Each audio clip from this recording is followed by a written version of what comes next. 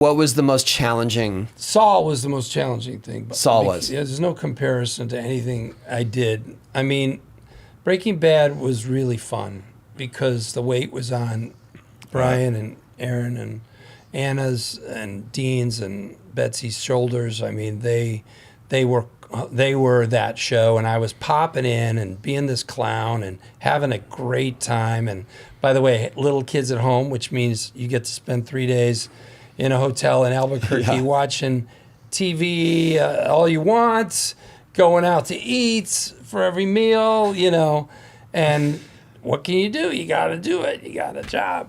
And so Breaking Bad was fun, a hoot, and I learned a lot. But then Saul came along, and it was hard. It was really, really hard and very frightening. Because the weight of it was on you. Yeah, man, because he talked so much. I mean, the weight of it was on me for sure. I don't want to just make this a quantity issue, but the quantity of acting that I was asked to do in a very short amount of time was, it's one thing to go, here's a really hard scene. It's 3 pages long. You do it. We need you to do it in 2 weeks. You might get anxious about that and all, but to go every single day, you're going to do 6 to 7 pages, maybe more, maybe a little less. You're going to talk through most of it. Right. Your guy is going to have. Did it get easier? Like, did you get better at it? Yes, in the third season. I mean, I got better at it for sure. Yeah, I got more confidence and I got better at it. Like, do you carry that with you now? Like, you have No, but I just became very aware later of the degree to which it impacted me then and how I didn't realize it then. Yeah. Like, I was a fucking basket case after the first season. In fact, I lost my voice a few days before we shot the first episode. And, it's clearly all stress, right? Yeah. But I didn't perceive it so at the time. I never do that with myself. I always I'm fine. Yeah. It's great. I don't know what this is. I can't talk. I don't know why. Who knows why? So it was only afterwards. I think it was so weird, man, because I never liked when people said acting was hard. And when I'd read an article of somebody and they'd be like, I needed to get away from that character. I'm like, please. Do a real job. Do a real fucking job. Come on. You're saying it's a real job.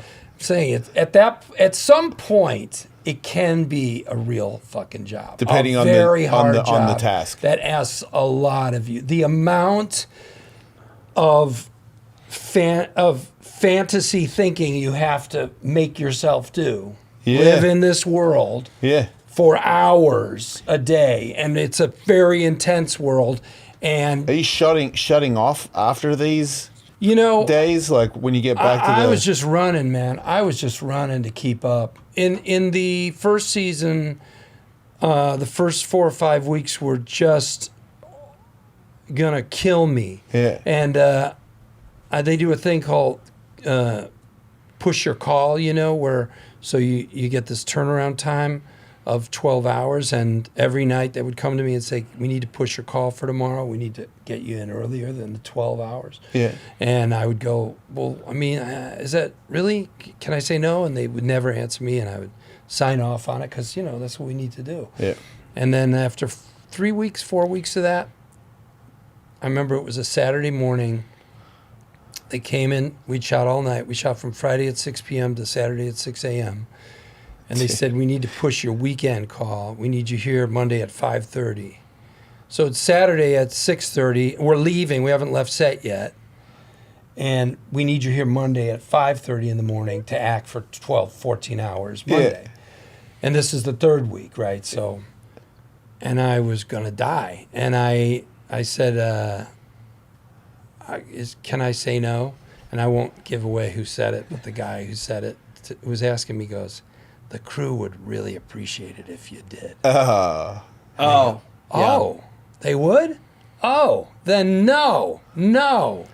And from that point on, awesome. I got more careful about pushing myself. But that next week, I remember on that, I was so thankful for this opportunity. I mean, it's insane, man. Yeah. It's like being asked to play in that level of acting and writing and that level of crew that Vince Gilligan gathered around himself. It's it doesn't make any sense. I mean, it's stupid. It's like, I have to say, it's like being asked if the Cubs asked me to pitch a couple times I gotta say though, okay, from an outsider, like, well, what do you mean? Okay, I'm gonna say yes. From an It's outsider gonna perspective, suck, though, but I'm gonna say yes because I grew up in Chicago. I'm gonna pitch for you. Right. If you ask me, you're stupid. Yeah. And then, okay, well, you're pitching next week. Okay, well, I better start throwing all day long every day and see if I can get the ball across the plate.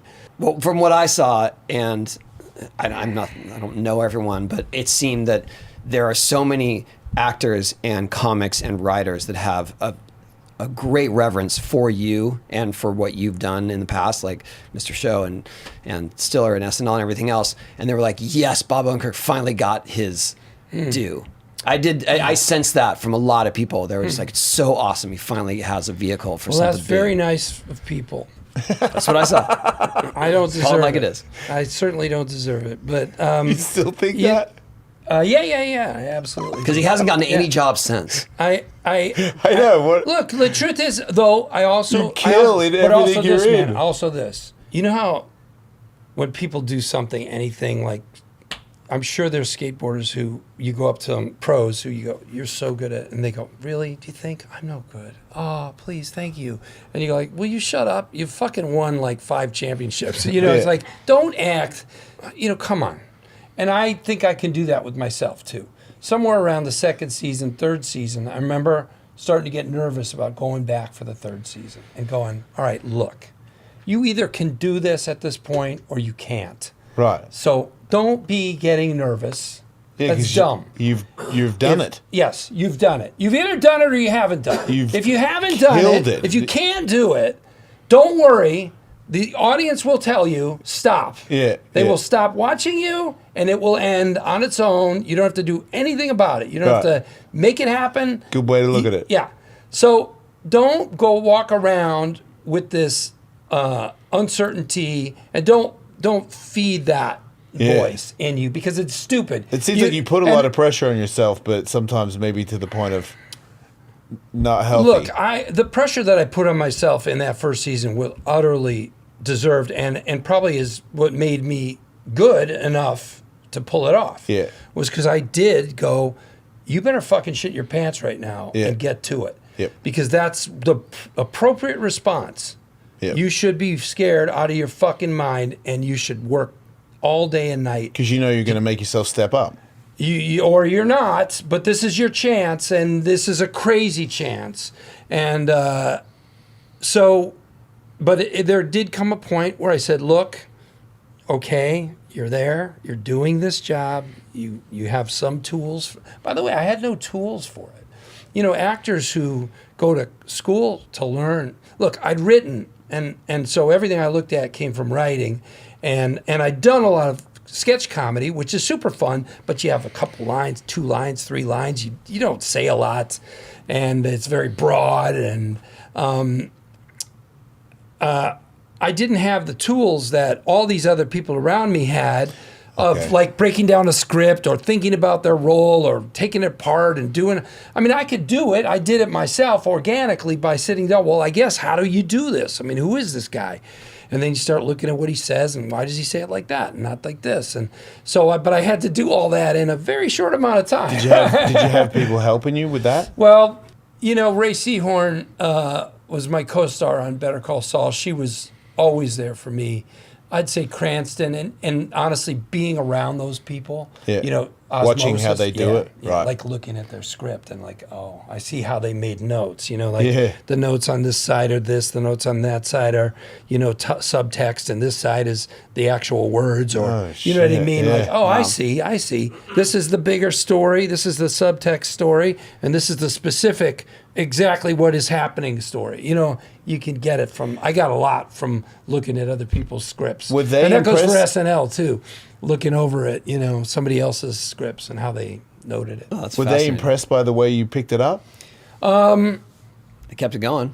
I don't know if anybody was all that impressed. I think maybe Vince and Peter probably were. I'm going to take a guess that the producers were like, holy shit, he's doing it. Did you know how many seasons it would be? No, from the outset? man. I thought it would be one. Man. Half a one. And when did you know it would be the last? Oh, we knew that. I mean, Vince has those kinds of things in his head. I think we probably knew it somewhere at the beginning of the 5th season that there'd be only, 5 and 6. He likes to end things kind of before they're exhausted. I know he did that with Breaking Bad. I mean, Breaking Bad, one of the reasons we did so well, Better Call Saul, was because Breaking Bad ended before people were exhausted by it. They wanted more. Yeah. And then we came along. I got very lucky, guys. That's what the bottom line is. But when you get lucky and you know it, you fucking go to work. Well, yeah, so I'm saying it wasn't happenstance. You got maybe lucky with that one role, but then you owned it and you did it so well that it was like, okay, he belongs here.